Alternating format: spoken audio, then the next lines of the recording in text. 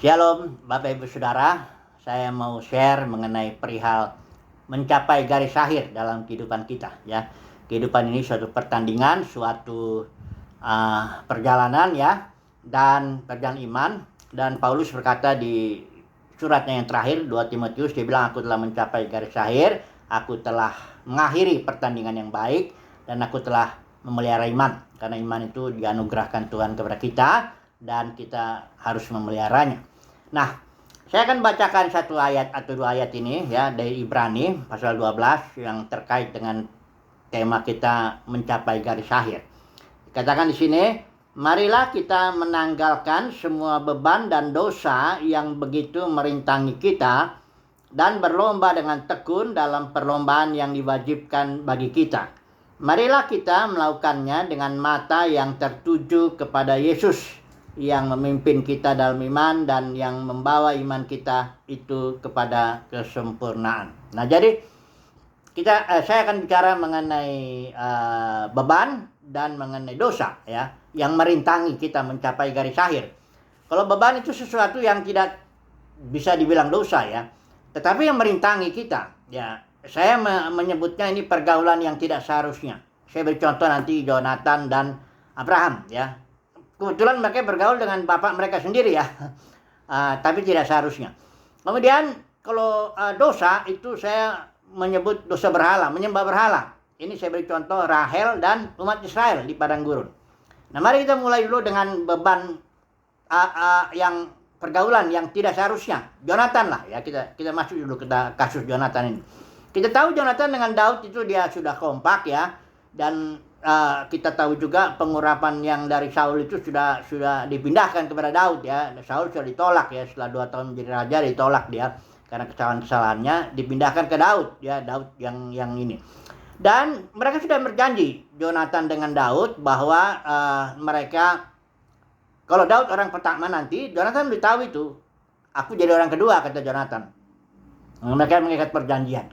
Tapi sayangnya kalau kita baca di ceritanya itu, Jonathan tidak pernah mau meninggalkan istananya dan dia tetap menjadi bersama dengan Saul, tentaranya Saul begitu ya.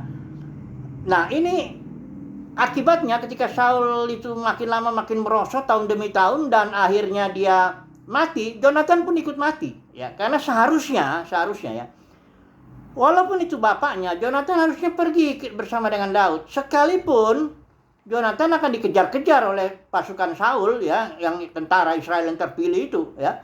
Tapi dia harusnya tahu itu dia tidak boleh bergaul, bukan membenci bapaknya, tapi dia harus tahu panggilannya itu bahwa urapan itu sudah ada dalam Daud dan dia harus pergi ya. Tapi kita tahu ceritanya dia kalau dia pergi kepada Daud, menguatkan Daud ya, ketika Daud sedang dikejar-kejar Saul, dia kembali lagi selalu ke istana. Ya, dia tidak pernah mau ninggalin istana. Yang nggak tahu alasannya, tapi yang jelas pergaulan dengan bapaknya itu yang dia nggak lepaskan. Sehingga ketika Saul mati, maka Jonathan juga ikut mati. Ini dia, Jonathan tidak mencapai garis akhir. Sekalipun dia sudah tahu bahwa pengurapan itu, bahwa dia seharusnya bersama dengan Daud ya. Oke. Kemudian Abraham. Nah, Abraham ini juga bergaul dengan bapaknya Terah yang tidak seharusnya ini. Di Ur Kasdim itu sebenarnya Abraham dipanggil keluar dari Ur Kasdim, dari rumah bapaknya ya.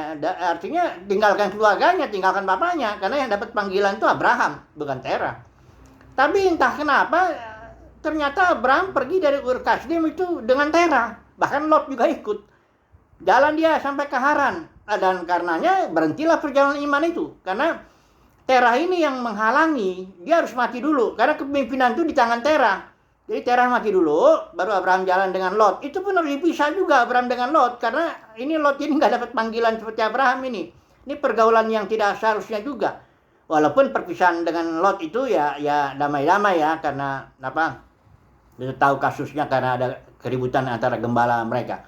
Nah, dari sini kita melihat bahwa beban itu walaupun pergaulan walaupun nggak bisa dibilang dosa, tapi itu sangat mengganggu dalam perjalanan. Kalau memang itu sangat menghalangi ya, itu sebabnya Yesus bilang, barang siapa yang mengasihi bapaknya, ibunya, anaknya, laki-laki apa semua lebih daripada aku, nggak layak untuk aku, kata. Bukan berarti kita membenci orang dekat kita, tapi kita harus lebih mencintai Yesus. Kalau memang terjadi konflik, dengan orang dekat kita, ya kita harus jalan bersama dengan Yesus itu, gitu loh ya. Kalau mau mencapai garis akhir ya, tapi kalau mau damai-damai aja ya silakan aja itu kan apa ya. Oke lah. Sekarang yang kedua ini beban ya, dosa ya yang merintangi ya perjalanan kita untuk mencapai garis akhir ini. Ini berhala, saya beri contoh ya, Rahel ya. Rahel ini seorang yang dicintai oleh Yakub. Kita tahu Yakub punya istri dua, itu Rahel dengan Lea ya. Rahel ini dicintai oleh Yakub, dan tapi dalam perjalanan waktu si Yakub itu lari dari Laban, kita tahu ceritanya itu ya. Rahel ini bawa terafim. Terafim itu berhala yang dimiliki oleh si Laban. Ya, dibawa sama si Rahel. Ya, ketika Laban mengejar ya, berhalanya disembunyikan ya, tetap dibawa sama Rahel ya. Jadi Rahel ini kita tahu dia mati ketika melahirkan Benyamin. Itu di tengah jalan. Rahel tidak sampai kepada kuburan di mana Abraham disitu diletakkan, Hebron, ya, yang direbut oleh Kaleb itu, suku Yehuda. Bagi konteks bapak leluhur itu mencapai kuburan itu, kuburan leluhur itu berarti mendekati janji Tuhan, mencapai garis akhir lah, ya. Karena di situ di kuburan di Hebron itu, kuburan Abraham dengan Sarah, kuburan Ishak dengan Ribka, dan juga kuburan Yakub dan Lea ya, bukan Rahel. Jadi Rahel itu gagal mencapai garis akhir karena dia membawa berhala bapaknya dalam hal ini ya, terafim itu. Nah, kemudian kita lihat umat Israel ya. Bagaimana dengan umat Israel ini di padang gurun ya? Mereka juga karena berhala itu, maka mereka nggak sampai ya. Ingat ya, umat Israel di padang gurun itu 600 generasi pertamanya, 600.000 pasukan itu mereka semua yang sudah mengalami mujizat yang luar biasa di Mesir. Bahkan sebenarnya selama 40 tahun di padang gurun mereka juga mengalami mujizat ya. Mereka sudah mengadakan perjanjian di Gunung Sinai. Setelah berapa 3 bulan kurang jalan itu sampai Gunung Sinai, itu mereka mengadakan perjanjian. Jadi itu umat Tuhan beneran, tapi gagal mencapai tanah perjanjian garis akhir karena ada berhala. Nah, mari saya bacakan dulu ya Kisah Para Rasul 7 ya. Karena banyak orang berpikir selama 40 tahun Israel itu karena ada bait suci, ada kemah suci, itu berarti mereka beribadah. Enggak begitu. Jadi saya baca ini Kisah Para Rasul 7 yang diucap khotbahnya si Stefanus ini ya. Di sini dikatakan ya, apa ayat 42 ya? Apakah bagian bawahnya ya? Apakah kamu mempersembahkan kepadaku korban sembelihan dan persembahan selama 40 tahun di padang gurun itu, hai kaum Israel? Tidak pernah, malahan kamu mengusung kemah Molok dan bintang dewa Refan, ini berhalanya ya, patung-patung yang kamu buat untuk disembah. Jadi setelah peristiwa anak lembu emas di Gunung Sinai ya, setelah 3 bulan Israel keluar itu ke Gunung Sinai, mereka ternyata nggak berhenti nyembah berhala ya, nggak berhenti. Memang Israel ya udah selama 40 tahun menyembah berhala. Itu sebabnya mereka nggak sampai ke tanah perjanjian ya, nggak sampai mencapai garis akhir. Beda dengan Joshua dengan Kaleb, memang dia punya spirit yang berbeda ya dalam mengikut Tuhan, dia sungguh-sungguh ya. Nah, sekarang kita masuklah ke dalam konteks cerita ini ya, dunia kekristenan ya. Bagaimana ini ya? Ini kan dunia kekristenan ini ada 3 ajaran palsu sebenarnya ya. Bagi kita yang mendapat kasih karunia itu ya, untuk melihat ajaran palsu yang ditulis jelas-jelas ditulis di Wahyu pasal 2 pasal 3 yang menyebabkan umat Tuhan masuk ke dalam penyembahan berhala. Ajaran palsu itu Jezebel, Bileam, Nikolaus. Ini sering saya sebut-sebut gini ya, nggak usah diulang lagi lah.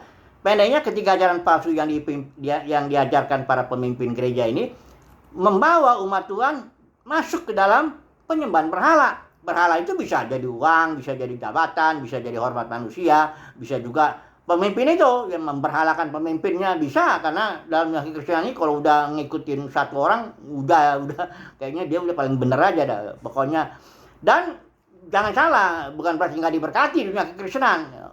Generasi pertama juga Israel sangat-sangat diberkati, mujizatnya luar biasa. Tetapi mereka menyembah berhala, itu persoalannya, sehingga mereka nggak mencapai garis akhir.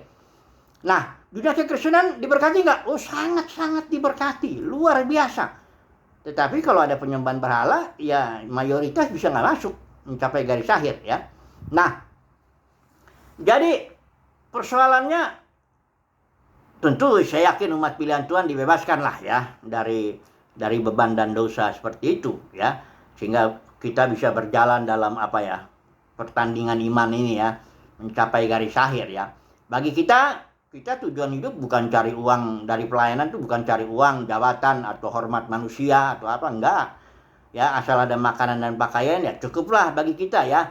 Yang penting kita fokus kepada Yesus dan mencapai garis akhir ya. Nanti kalau Tuhan udah panggil kita waktunya ya, semoga kita bisa berkata seperti Paulus juga, aku telah mencapai garis akhir, aku telah mengakhiri pertandingan yang baik, aku telah memelihara iman ya.